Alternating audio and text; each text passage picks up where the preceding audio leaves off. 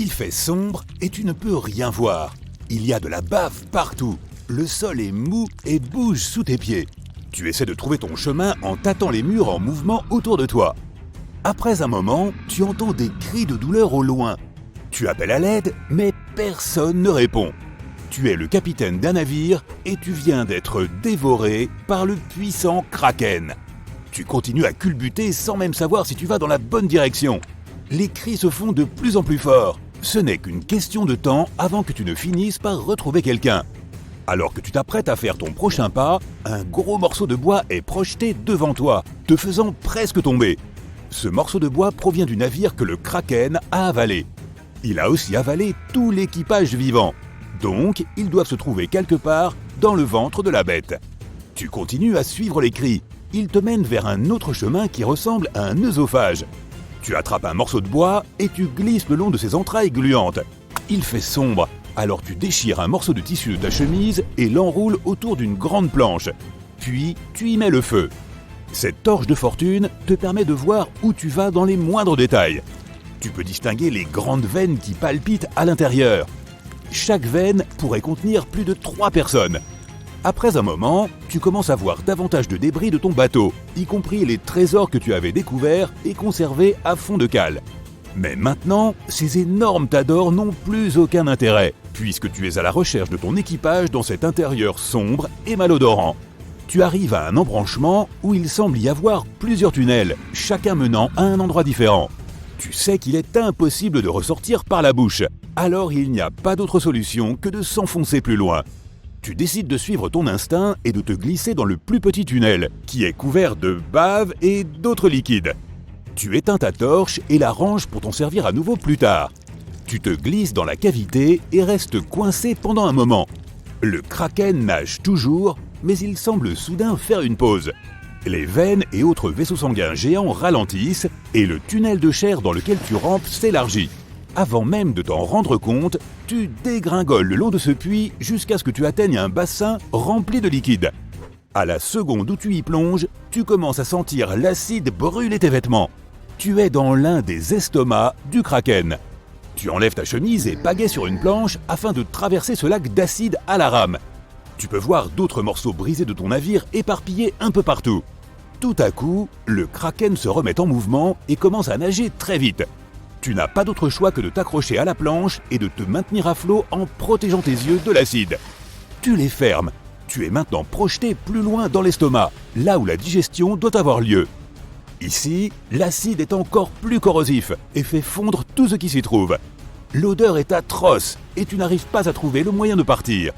Mais au loin, tu vois certains membres de ton équipage échouer sur une petite île au beau milieu de l'estomac. Tu vois quelques requins qui nagent autour et qui n'ont pas encore été digérés. Il n'y a rien que tu puisses faire pour le moment, à part te frayer un passage et parvenir jusqu'à ton équipage.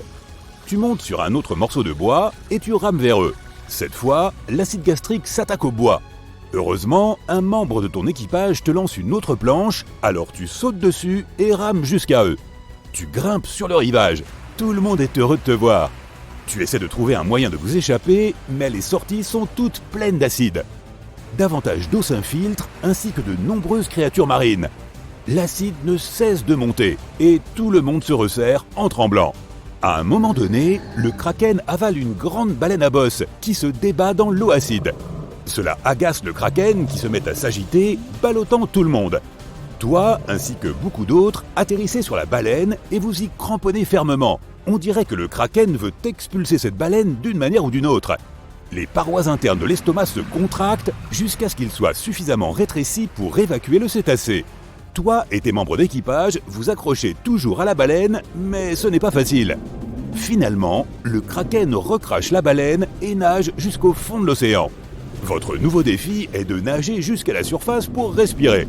La baleine vous pousse, toi et tous les autres, vers le haut. Sans elle, personne n'aurait réussi à remonter à la surface pour respirer à temps. Tu ne sais pas où vous vous trouvez. Certains de tes coéquipiers s'accrochent à des débris de ton navire pour rester à flot. Tu nages jusqu'à l'un d'eux et grimpes sur le bout de bois. Le soleil commence à se coucher. Il n'y a rien en vue. L'équipage a faim et a froid. Et le pire, c'est l'heure où les requins chassent leur dîner. Tout le monde grimpe sur ses planches pour rester hors de l'eau.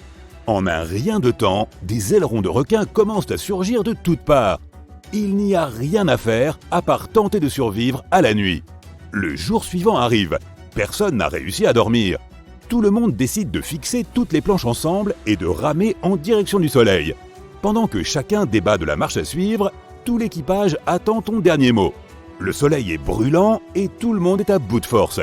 Il n'y a pas d'eau fraîche à boire non plus. Personne n'a les moyens de pêcher afin de vous nourrir. Et la menace des requins et du kraken plane toujours sur vous. L'un des membres de ton équipage aperçoit quelque chose au loin qui semble être une île. Tout le monde se réjouit, se serre dans les bras et pagaie dans sa direction. Après quelques heures, tu arrives sur l'île et plonges tes mains dans le sable chaud. Certains courent partout, tandis que d'autres embrassent la terre ferme et les palmiers. Mais pour une raison ou pour une autre, il semble que quelque chose cloche. Des oiseaux volent autour de vous. Ils ne semblent pas vous craindre. Tout le monde se dirige vers le centre de l'île pour découvrir si quelqu'un l'habite. Un petit feu de camp se trouve au beau milieu, mais il n'y a aucun autre signe de vie aux alentours. Cette île est trop petite pour avoir des résidents. Il ne semble y avoir aucun signe que quelqu'un l'ait jamais visitée, à part ce feu de camp. Au bout d'un moment, l'île commence à bouger. Tout le monde grimpe sur un arbre et l'eau recouvre entièrement l'île. Au loin, tu vois une grande silhouette émerger de l'eau et se tourner vers toi. C'est une tortue de mer géante. Pendant tout ce temps, vous vous trouviez sur le dos d'une tortue gigantesque. Elle se déplace gracieusement dans les flots et s'arrête après quelques heures. Les membres de l'équipage construisent des cabanes et allument un feu pour faire cuire un peu de nourriture et dormir confortablement. Tu admires au loin le ciel nocturne et les étoiles qui emplissent l'horizon. Tu grimpes sur l'arbre le plus haut pour trouver un peu de calme et de repos. Au loin, tu aperçois le kraken qui nage et se rapproche de la tortue. Mais comparé à elle, il n'a la taille que d'une chaussure. Le lendemain, tu te promènes et explores le reste de l'île Tortue. Des créatures uniques que tu n'as jamais vues auparavant vivent ici. Des oiseaux parmi les plus exotiques volent dans tous les sens et les animaux ne semblent même pas avoir peur de vous. Tu atteins le sommet de la montagne, couverte d'arbres et de lianes, pour avoir une bonne vue d'ensemble de l'île. Le panorama tout entier s'offre à toi et tu découvres qu'il y a un énorme trou dans le sol juste en dessous. Tu aperçois ce qui semble être des outils d'excavation laissés par d'autres explorateurs. Tu rassembles ton équipage et te précipites vers le trou. Vous devez vous frayer un chemin à travers les lianes et escalader un terrain difficile pour y parvenir. La question principale est: où mène ce trou si la base de cette île est une carapace de tortue géante? Vous arpentez le site et voyez de nombreux outils et des plans abandonnés. Tu te saisis d'une carte et vois une marque en forme de X qui indique un trésor dépassant toute imagination. Tu rassembles tes équipiers. Tout le monde ramasse une partie de l'équipement.